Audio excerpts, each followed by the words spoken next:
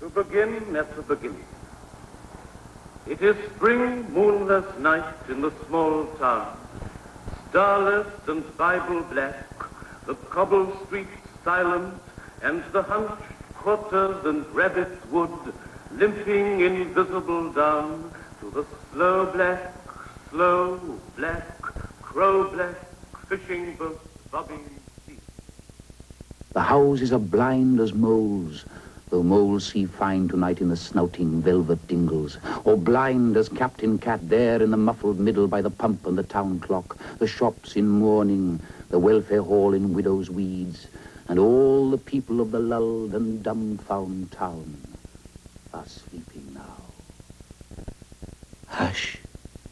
The babies are sleeping, the farmers, the fishers, the tradesmen and pensioners, cobbler, schoolteacher, postman and publican, the undertaker and the fancy woman, drunkard, dressmaker, preacher, policeman, the webfoot cockle women and the tidy wives. Only your eyes are unclosed to see the black and folded town, fast and slow asleep. And you alone can hear the invisible star fall, the darkest before dawn, minutely dew-graced stir of the black, dab-filled sea, where the Arethusa, the curlew and the skylark, Zanzibar, Rhiannon, the rover, the cormorant, and the star of Wales tilt and ride. Listen. It is night, moving in the streets, the processional salt-slow musical wind in Coronation Street in Cockle Row. It is the grass growing on Llare-Gib Hill.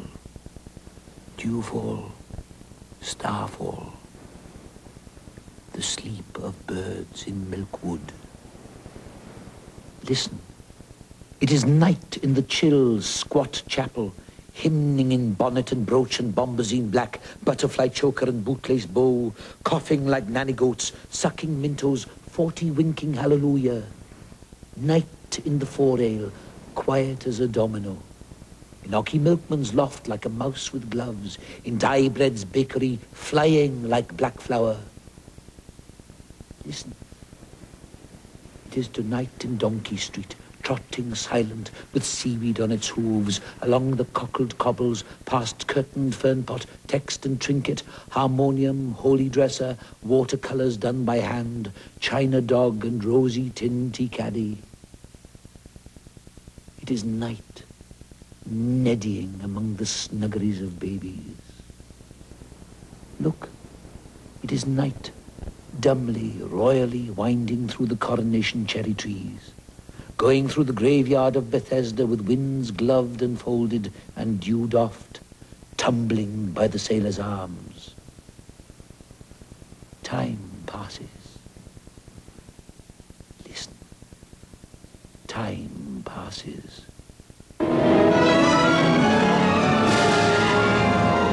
On the night of November the 3rd, 1953, Dylan Thomas, by then the English-speaking world's most famous living poet, went out onto the streets of New York to buy a drink.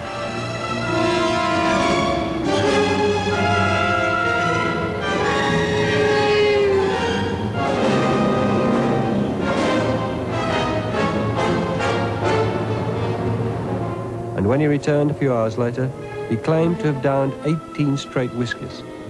2 days later, he had some sort of seizure. His companion in New York at the time, Liz Rytel, recalls his illness. Dylan was sort of breathing very badly. And he was turning blue. He had gone unconscious. And the ambulance came and we took him over to St. Vincent's Hospital. But he was in a coma and he never came out. At the time of his death, Thomas was finishing his play for voices, Under Milk Wood. It was first broadcast by BBC Radio in 1954, 2 months after he died. The production starred Richard Burton. Time passes. Listen. Time passes.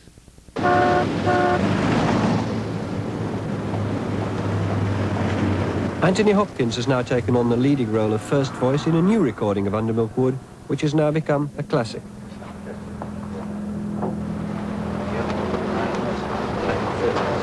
Hopkins heads a distinguished cast of Welsh actors in the story of a day in the life of a small seaside town, a community of characters recognisable all over the world. What is it, wiggling? Yes, I'm enjoying it. 5 minutes, keeping well and fit. Hello. You're an old workaholic. Hello, lovely. Hi. Hello, Dennis. How are you? Oh, my How are you? God, how are you? Good to see you. Well, I don't know. Hi, Isn't God. it great? It's the top here. Yes, we got it. You know the modulation where it goes into the D flat?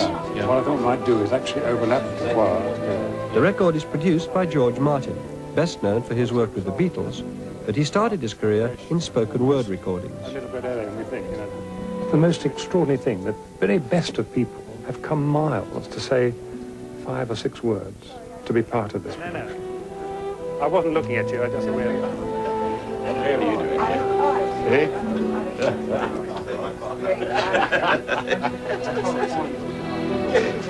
Hello, Fred. How are you, mate? So we're having really first-class sound. And because of this, because we can't get everybody together in one go, it is going to be a little bit of a patchwork quilt, and we are going to be working around. But we've got tons of time, and we're going to relax and we're going to enjoy it. There'll be no problems, I hope. So I thought we'd start off by letting you hear the beginning, the introductory music that we've got done so far. This is the opening sequence before Tony starts with his now to begin at the beginning.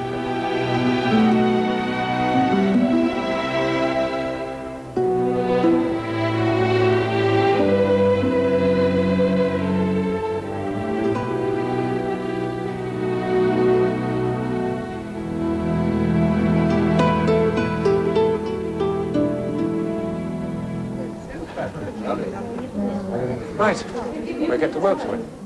Time passes. Listen. Time passes. Come closer now. Only you can hear the houses sleeping in the streets in the slow, deep, salt, silent, black, bandaged night. Only you can see in the blinded bedrooms the combs and petticoats over the chairs, the jugs and basins, the glasses of teeth, thou shalt not on the wall, and the yellowing dicky bird watching pictures of the dead.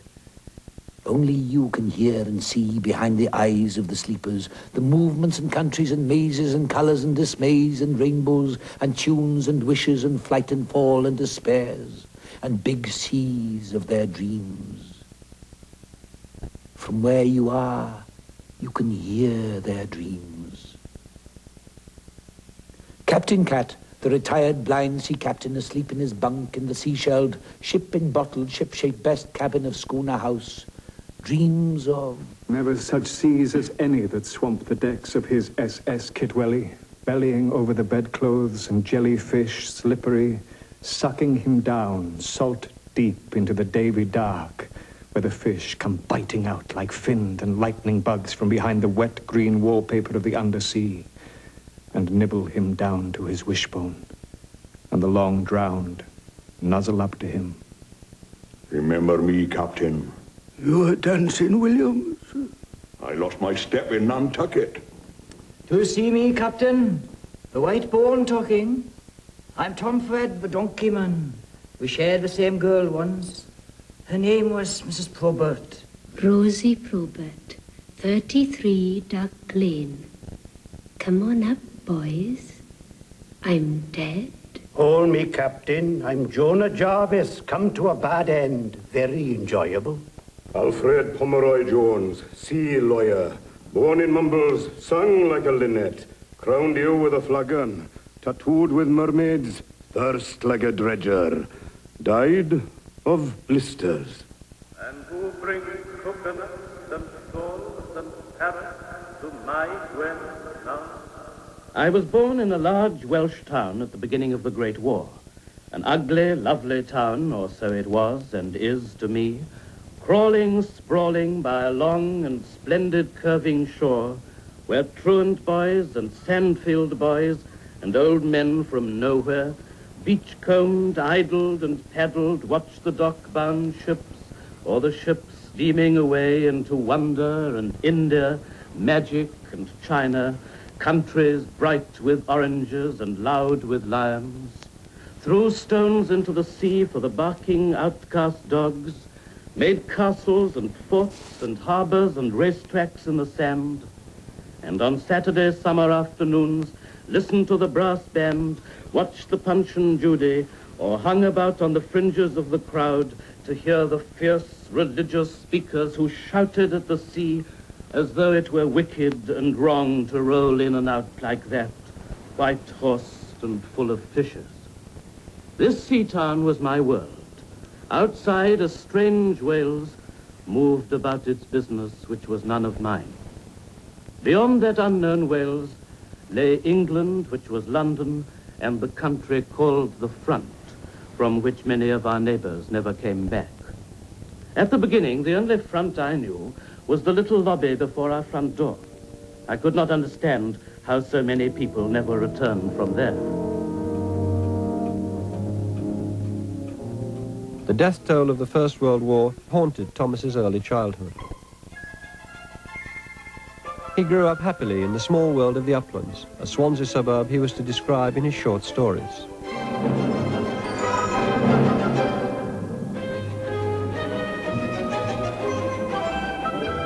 The dominant influence in his early life was that of his father, D.J. Thomas, a grammar school master who read English literature, including Shakespeare, aloud to his infant son long before the boy could possibly understand its meaning. The young Dylan Thomas fell in love with the sound of the English language and grew up with a strong sense of his own vocation as a poet. By his late teens, he was referring to himself as the Rambo of Cumdonkin Drive. Dylan's mother, now dead, recalled his early ambitions on this antique wire recording. That's all he was doing, was writing. He used to go into Daddy's books where, all that, he used to go in there and work. And Daddy would leave him alone for a few seconds, then he'd say, I'm going and see what he's doing. And Daddy'd go in. You'd see a shuttle, the doors open, writing poetry. He was not having his homework at all. Dylan Thomas was at his most prolific in his teenage years. He filled a series of 4 notebooks with poems, drafts of poems, and boyhood observations of Swansea in the 20s, which influenced much of his work. His eye for suburban pretensions was to serve him well in Undermilk Wood. And the boy who left the sun minded white stitched shoes. It was also here that he made the lifelong friendships which stimulated and encouraged his work as a poet. One such friend was the composer Dan Jones, whose 4th symphony is dedicated to Thomas.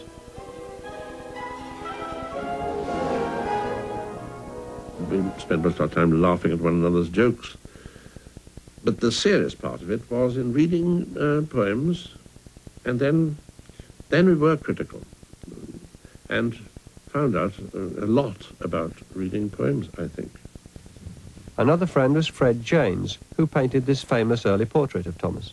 He was enormously knowledgeable about English. English was his subject. He knew it from A to Z, literally, and I think that the world was almost made of words, as far as I was concerned. Those who thought themselves poets, at that time I thought I was a poet. I would bring out my poems and read them, and John Pritchard would bring out his short stories, poems. Fred would take us into his studio and show us his paintings. So we were sort of... the ball being knocked back to and fro. You look at the Picasso, he will give you a certain number of clues, eyes, in many of his paintings, eyes, teeth, ears. He'll give you clues. It's the onlooker who makes the face. There's no face there. He gives you the clues. And in many cases, I think Dylan was very influenced by this kind of attitude. He would give you the words, he'd give you clues. You'd make the poem, in a sense. You'd make the meaning. The force that through the green fuse drives the flower drives my green age. That blasts the roots of trees is my destroyer. And I am dumb to tell the crooked rose my youth is bent by the same wintry fever. The force that drives the water through the rocks drives my red blood. That dries the mouthing streams turns mine to wax, and I am dumb to mouth unto my veins how at the mountain spring the same mouth sucks. The hand that whirls the water in the pool stirs the quicksand, that ropes the blowing wind, hauls my shroud sail. And I am dumb to tell the hanging man how of my clay is made the hangman's lime. The lips of time leach to the fountain head, love drips and gathers, but the fallen blood shall calm her sores. And I am dumb to tell the weather's wind how time has ticked a heaven round the stars. And I am dumb to tell the lover's tomb how at my sheet goes the same crooked worm. Thomas's early work was also influenced by childhood visits to his aunt's farm, Fern Hill, in Carmarthenshire. His extraordinary productivity resulted in his first collection, 18 poems, which was published in December 1934 when he was just 20. He then moved from Wales to live in London. He was taken up by the poet Edith Sitwell and made a name for himself in the Bohemian community, both as a poet and as a drinker.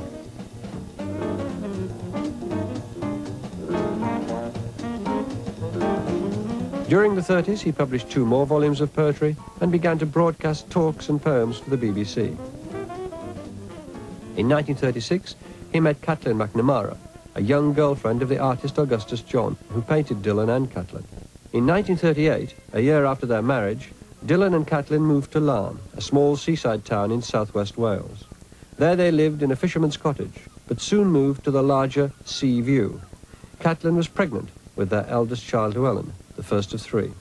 Although the town of Clarigyb in Undermilk Wood is fictitious, it's generally held to be based in part on Larne. When he had an idea, he would keep returning to it again and again over the years. Though the classic instance is Undermilk Wood, which he first developed as an idea here in Larne in about 1939. And it took 13 or 14 years before the idea actually took shape and the title came right and the components came right and the different characters came right. He moved around to places like Larne and Newquay later on. They add their elements to it, but I think that it is all, they are like Swansea in many ways, in any case.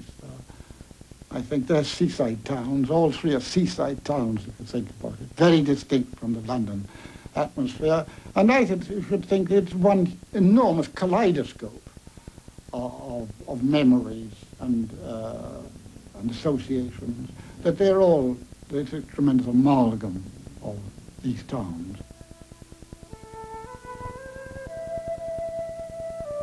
The structure of the play follows the morning, noon and evening of a day in the town's life. It's a procession of humorous dialogue and anecdote, pathos and sharp observation. In Undermilk Wood, Thomas described the town in a parody of an early guidebook. Less than 500 souls inhabit the 3 quaint streets and the few narrow by-lanes and scattered farmsteads that constitute this small, decaying watering place, which may indeed be called a backwater of life, without disrespect to its natives who possess to this day a salty individuality of their own. The main street, Coronation Street, consists for the most part of humble 2-storied houses, many of which attempt to achieve some measure of gaiety by prinking themselves out in crude colours and by the liberal use of pinkwash, though there are remaining a few 18th century houses of more pretension, if on the whole in a sad state of disrepair. Though there is little to attract the hill climber, the health seeker, the sportsman, or the week-ending motorist, the contemplative may, if sufficiently attracted to spare it some leisurely hours, find in its cobbled streets and its little fishing harbour, in its several curious customs, and in the conversation of its local characters, some of that picturesque sense of the past so frequently lacking in towns and villages which have kept more abreast of the times. The River Dewi is said to abound in trout, but is much poached. The one place of worship, with its neglected graveyard, is of no architectural interest. The townspeople of Clarigyb are painted larger than life. As dawn breaks, we meet them in their dreams and as they go about their morning. Police Constable Attila Rees, who uses his helmet as a chamber pot. Lumps out of bed, dead to the dark and still foghorning. and drags out his helmet from under the bed, but deep in the backyard lockup of his sleep, a mean voice murmurs, "You'll be sorry for this in the morning." Lily Smalls, the lovelorn housemaid. Lily? Yes, ma'am? Where's my tea, girl? Where'd you sink in the cot box? Coming up, ma'am. Mr. Pugh, the retired schoolmaster who longs to poison his wife. Here's your arsenic, dear. And your weed killer biscuit. Mrs. Pugh, his wife, who makes it easy to understand why. Too much sugar. You haven't tasted it yet, dear. Too much milk, then. Mrs. Ogmore Pritchard, who lives with the ghosts of her 2 dead husbands. Mr. Ogmore, Mr. Pritchard, it is time to inhale your balsam. He was thinking about the eccentricity of people in the village. Then he thought they were so eccentric that they were possibly could be regarded as a bit mad. Then he arrived at the decision that, well, what about the other people outside the village? Are they sane? Then he questioned it. Perhaps they're insane, and perhaps the people in the village are sane. Outside, insane.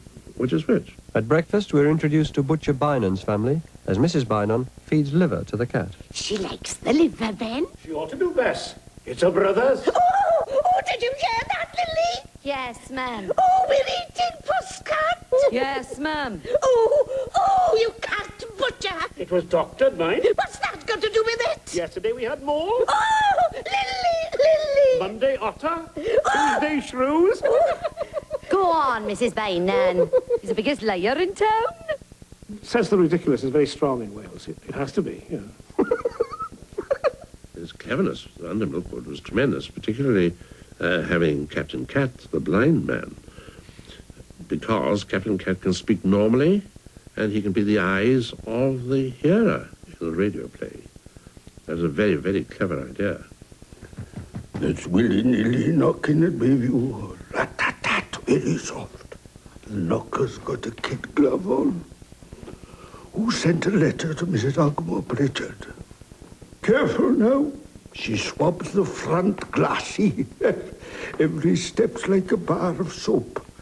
Mind your size 12s is that old Bessie would beeswax the lawn to make the birds slip. Morning, Mrs. Ogmore Pritchard. Good morning, postman. Here's a letter for you with stamped and addressed envelope enclosed all the way from Bilthwells. A gentleman wants to study birds, and can he have accommodation for 2 weeks in a bath, vegetarian? No. You wouldn't know he was in the house, Mrs. Ogmore Pritchard. He'd be out in the mornings at the bang of dawn with his bag of breadcrumbs and his little telescope. And come home at all hours, covered with feathers. I don't want persons in my nice, clean rooms breathing all over the chairs. Cross my heart, he won't breathe. And putting their feet on my carpets, and sneezing on my china, and sleeping in my sheets. He only wants a single bed, Mrs. Ogmore Pritchard. And back she goes to the kitchen to polish the potatoes.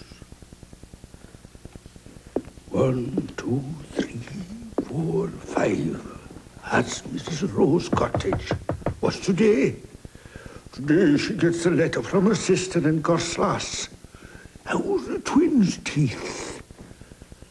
6, 7, 8.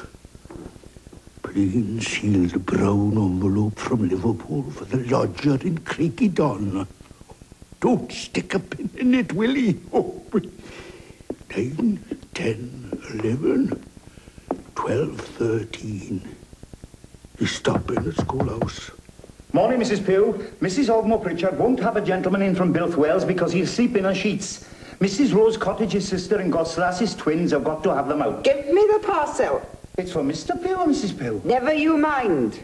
What's inside it? A book called Lives of the Great Poisoners. I can personally point to about 5 people I knew that were definitely taken from life. But of course, people never recognize themselves, do they? And I have heard Polly Garter, although she doesn't know she's Polly Garter, saying, "Oh, I know who your father took as Polly Garter," and I couldn't help smiling at that. I thought she'd recognized herself. Of course, she thought it was somebody else. Thomas loved the eccentricities he discovered in the people of Larne. He liked to collect stories, gossiping with Ivy Williams, the landlady of Brown's Hotel.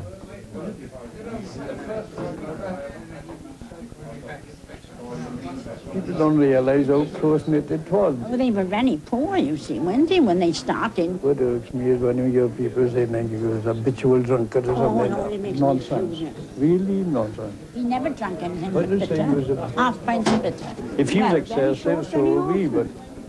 Have a couple of half pints and he'd buy a flagon of cider to take home when he worked in the afternoon. In fact, it was so far to say we were drinking more than him, I think. And that's gospel truth. But I think he was humorous too, because he used to cut captions like, you know, we were talking, he'd find something humorous and he'd put it down on a bit of paper and put his pocket back. That's where I think this under-milk wood business comes from. Well, I mean, you get the local gossip, don't you, in the pub? I could raise your hair now easily. Mrs. Ogmore Pritchard. La-di-da. Got a man in Belfwells. And he got a little telescope to look at birds. Well, he nearly said. Remember her first husband? He didn't need a telescope. He looked at the man dressing through the keyhole. And he used to shout, tally-ho. But Mr. Ogmore was a proper gentleman. Even though he hanged his collie. See Mrs. Butcher Bynan? She said Butcher Bynan put dogs in the mincer. Go on. He's pulling her leg. Now, don't you dare tell her that, there's a dear. What, you think he's trying to pull it off and eat it? There's a nasty lot live here when you come to think of it. Look at that no-good boy, you know. Too lazy to wipe his snout. And going out fishing every day, and all he ever brought back was a Mrs. Samuel. Been in the water a week. And look at Ocky Milkman's wife that nobody's ever seen. He keeps her in the cupboard with the empties. And think of dye bread with 2 wives. One for the daytime, one for the night. Men are brutes on the quiet. And how's Organ Morgan, Mrs. Morgan? You look dead beat. It's organ all the time with him. Up every night until midnight playing the organ. Oh, I'm a master to music. Dylan and Catelyn were happy in Larne despite the onset of money worries that were to dog them all his life. It seems clear that Thomas intended to settle in the town and write, but his plans were interrupted by the need to earn money, and then by the outbreak of war. He moved the family to London to be closer to possible sources of income. The Blitz on London, the tremendous death toll among civilians, 40,000 people in London killed by the Luftwaffe, now that was something new. And the very beautiful poems that Thomas wrote about the victims of the air raids, poems like A Refusal to Mourn the Death by Fire of a Child in London, which I think is like some great stately organ voluntary in Westminster Abbey. It's so powerful and so deep-toned. It's the most wonderful poem. Never until the mankind making bird, beast, and flower, fathering and all humbling darkness, tells with silence the last light breaking, and the still hour is come of the sea tumbling in harness. And I must enter again the round Zion of the water bead and the synagogue of the ear of corn. Shall I let pray the shadow of a sound, or sow my salt seed in the least valley of sackcloth to mourn the majesty and burning of the child's death? I shall not murder the mankind of her going with a grave truth, nor blaspheme down the stations of the breath with any further elegy of innocence and youth. Deep with the first dead lies London's daughter, robed in the long friends, the grains beyond age, the dark veins of her mother, secret by the unmourning water of the riding Thames. After the first death, there is no other. The clip-clop of horses on the sun-honeyed cobbles of the humming streets, hammering of horseshoes, gobble, quack and cackle, tom-tit twitter from the bird-oun's boughs, braying on donkey down. Bread is baking, pigs are grunting, chop goes the butcher, milk churns bell, tills ring, sheep cough, dogs shout, saws sing. Oh, the spring whinny and morning move from the clog-dancing farms. The gulls gab and rattle on the boat bobbing river and sea, and the cockles bubbling in the sand, scampering of sanderlings, curlew cry, crow caw, pigeon coo, clock strike, bull bellow, and the ragged gabble of the slovenly Bear Garden School as the women scratch and babble in Mrs. Organ Morgan's general shop, where everything is sold. As the children spank and scamper rough and singing out of school into the draggletail yard, And Captain Cat at his window says soft to himself the words of their song. Johnny Crack and Flossie Snail kept their baby in a milking pail. Flossie Snail and Johnny Crack, one to put it out and one to put it back. It's my turn now, said Flossie Snail, to take the baby from the milking pail. And it's my turn now, said Johnny Crack, to smack it on the head and put it back.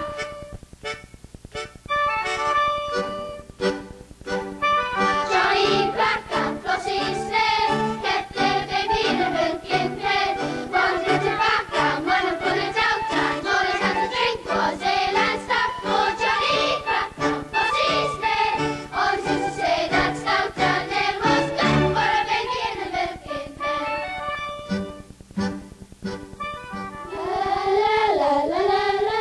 In responding to all the horror that he had seen in those bombing raids in London, it is no accident that in 1944-45 he tended suddenly to start concentrating on a reclaiming of his own childhood, as if he's going back down the track of his own life, not simply nostalgically, but in order to recreate that previous sense of awe and wonder, that previous sense of the wholeness and worthwhileness of life, as if it needed now to be recreated, as if it could not be appealed to as something to be taken for granted anymore.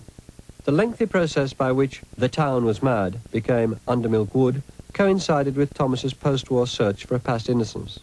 During the war itself, he'd lived partly in London and partly in a cottage in Newquay, another small fishing village in West Wales. There he wrote Quite Early One Morning, a piece for radio in which the narrator imagines the dreams of a sleeping town. The cottage was close by a graveyard, partly eroded by the sea. Here Thomas imagined the voices of the drowned sailors to be heard later in Undermilk Wood. Remember me, Captain. The period after the war, however, was an unsettled one for Thomas and his family. It was not until one of Dylan's benefactors bought the boathouse at Larne for him to live in that they were able to settle down. Thomas could only really write in Wales, and he now entered a new creative period. He spent many hours writing in a small shed near the boathouse. Its view over the Larne estuary inspired much of Thomas's later work.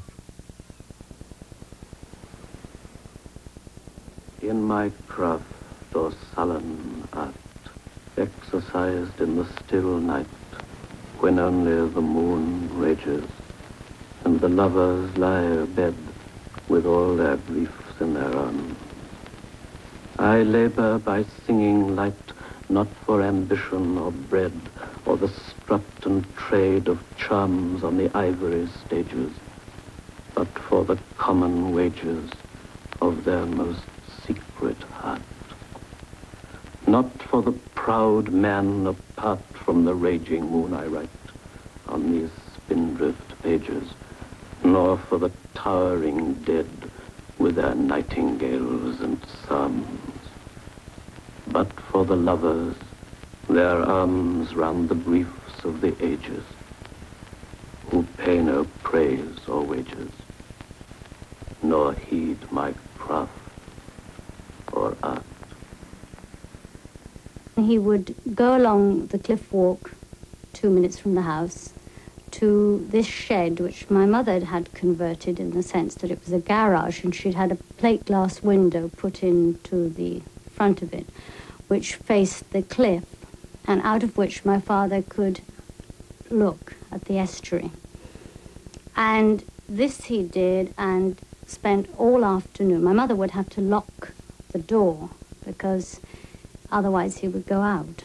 So she'd lock the door at about 2 o'clock, and she would only reopen the door, unlock it at pub opening time, at which time they would go off and drink all evening. The return to Larne marked a period of relative harmony for the Thomas family. Dylan's parents came to live in the town, joining him and Catelyn, and a domestic routine grew up which resulted in a fresh start for Undermilk Wood. I was very aware that he was writing Undermilk Wood because we were never allowed to forget it. He'd recite what he had already written and he was sure of in a very loud voice, play the different characters and so on. And he would sit in the bath with a pound of boiled sweets, and he would have books getting wet at the end of the bath, and he would keep topping it up with hot water, and he'd be in for life if my mother didn't drag him out. And there he would recite whole sections of Under Milk Wood. Captain Cat, at his window thrown wide to the sun, and the clippered seas he sailed long ago when his eyes were blue and bright, slumbers and voyages. He weeps as he sleeps and sails, and the tears run down his grog-blossomed nose. One voice of all he remembers most dearly as his dream buckets down. Lazy, early, rosy, with the flaxen thatch, whom he shared with Tom Fred the donkeyman and many another seaman, clearly and near to him speaks from the bedroom of her dust. In that gulf and haven, fleets by the dozen have anchored for the little heaven of the night. But she speaks to Captain Napping Cat alone, Mrs. Probert. From Duck Lane, Jack, quack twice and ask for Rosie. Is the one love of his sea life that was sardined with women. What seas did you see, Tomcat, Tomcat? That's it. Your sailing days, long, long ago. For this version of Under Milk Wood, George Martin has decided not to use the original music. This was written by Dan Jones in collaboration with Dylan Thomas. Right, before that... Then he comes in here. Even more controversial is his decision to set to music the poem in which Captain Cat dreams of his long-dead love, Rosie Probert, played by Mary Hopkins. What seas do you sail, old whaler, well, on the blubbery waves between Frisco and Wales? You were my bosun. Freddie will say. As true as I'm here, dear, you tomcat's tat, you landlubber Rosie, you cozy love, my easy as easy, my true sweetheart. She's green as a bean, she's gliding with swans, she's bollocks. Lovely there. Timing's perfect now. There's one section at the end which Dylan Thomas didn't think should be set to music, or rather, I don't think he'd thought much about it, but it is his poetry, which we've actually put to music. And I think it works. I think it does actually come over well and heightens the drama. This work was not wholly serious, not with the tremendous seriousness of his poetry. His poetry is serious right through and through. So he didn't regard this as anything like that. It's only those Rosie Probert passages, the two of them, are really on a level with his poetry. The theme that holds it together, the idea of there being such a thing as a place of love, a place where, even though foibles and sins and misdemeanors are the order of the day, there is a celebration of a community that can be forgiven. What seas did you see, Tomcat, Tomcat, in your sailoring days, long, long ago? What sea beasts were in the wavery green when you were my master? I'll tell you the truth. Seas barking like seals, blue seas and green, seas covered with eels and mermen and whales. What seas did you sail, old whaler, well, on the blubbery waves between Frisco and Wales? You were my bosun. As true as I'm here, dear, you tomcat's tat, you landlubber Rosie, you cozy love, my easy, my true sweetheart. She's green as a bean. She's gliding with swans in the still barking moon. What seas were rocking my little deckhand, my favorite husband in your sea boots and hunger, my duck, my whaler, my honey, my daddy, my pretty sugar sailor, with my name on your belly when you were a boy, long, long ago. Long, long ago. I'll tell you no lie. The only sea I saw was the seesaw sea with you riding on it. Lie down, lie easy. Let me shipwreck your thighs. Knock twice, Jack, at the door of my grave, and ask for Rosie. Remember her. She is forgetting. The earth which filled her mouth is vanishing from her. Remember me. I have forgotten you.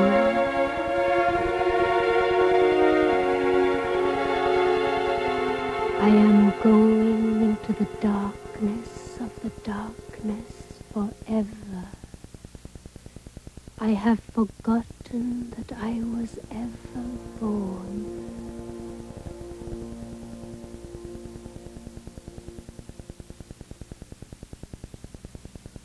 In spite of Thomas's success, it was hard for him to make a living through poetry alone, and work was continually interrupted by visits to London for radio broadcasts. By the early 1950s, BBC producer Douglas Cleverden was encouraging Thomas to complete Under Milkwood, but progress was slow.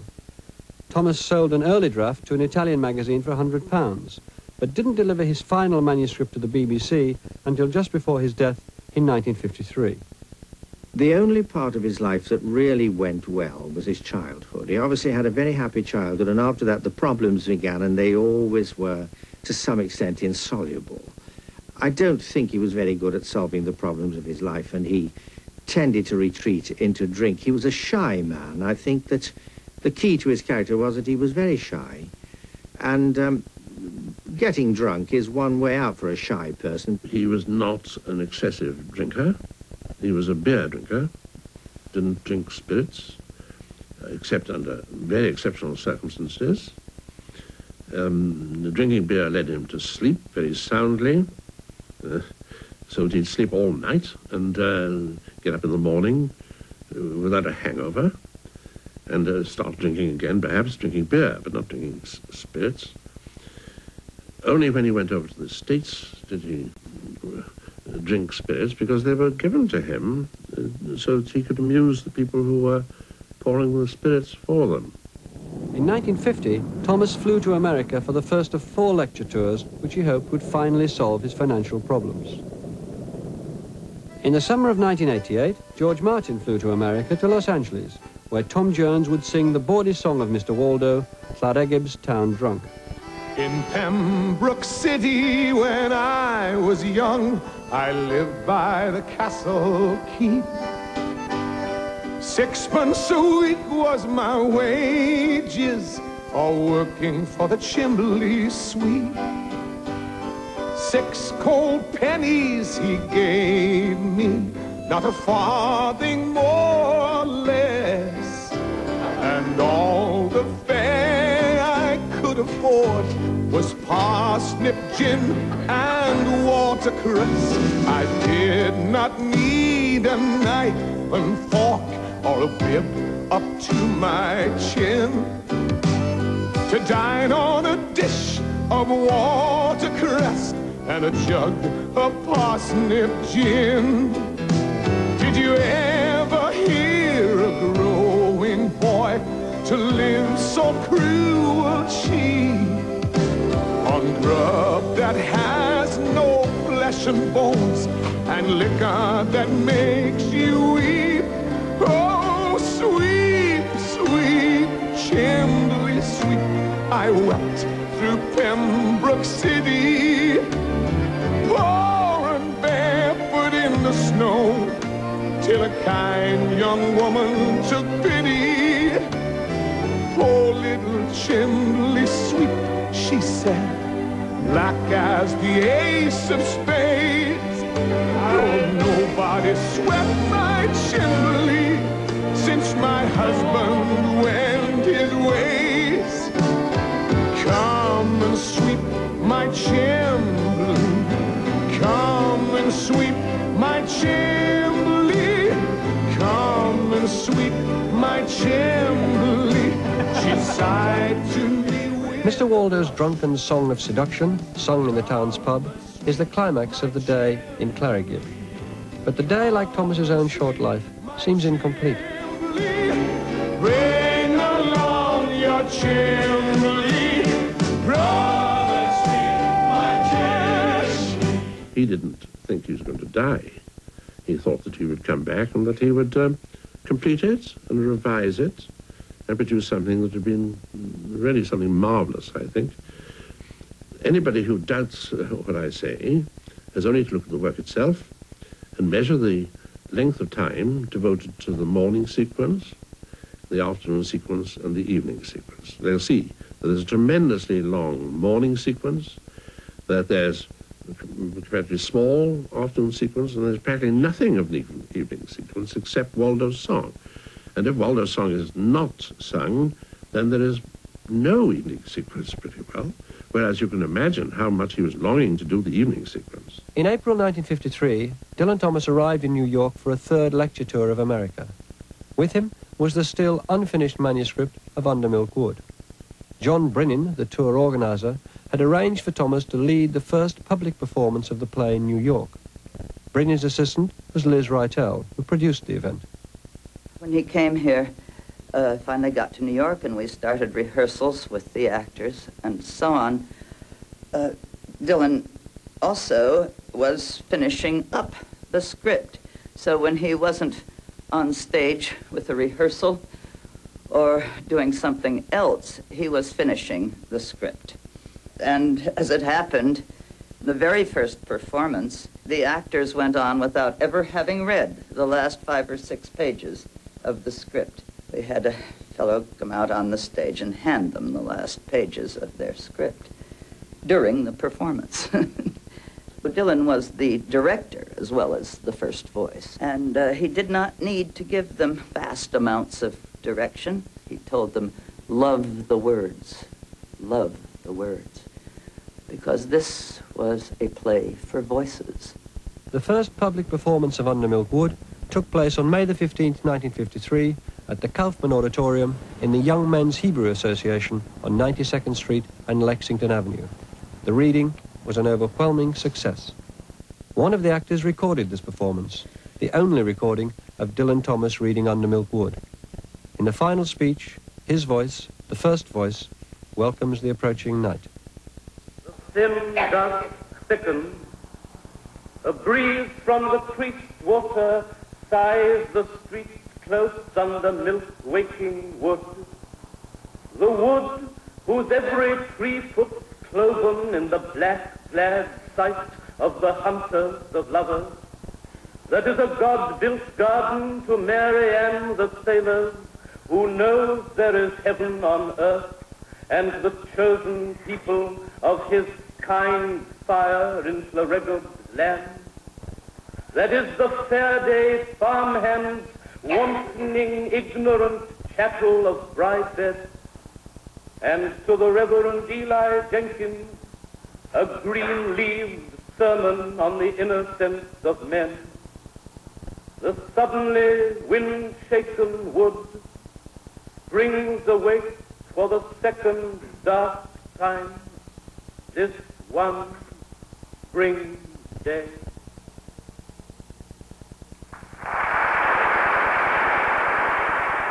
Dylan Thomas returned to New York in the autumn of 1953, where he gave 2 further performances of Under Milkwood. 11 days after the final performance, on the 5th of November, he went into the coma from which he never recovered.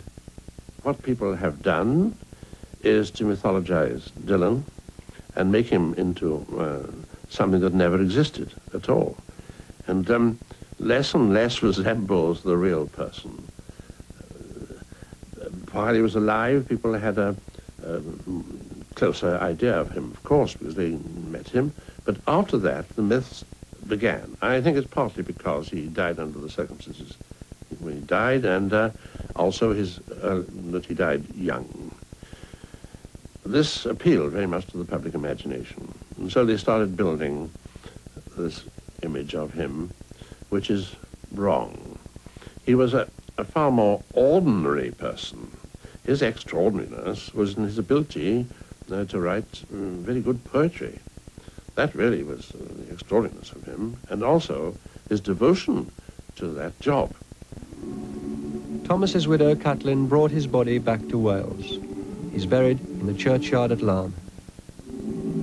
Every morning when I wake, dear Lord, a little prayer I make.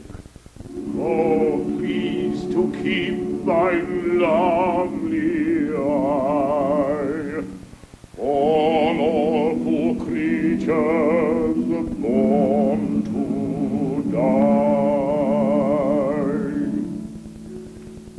And every evening at sundown, I ask a blessing on the town, for whether we last the night or no, I'm sure is always touch and go.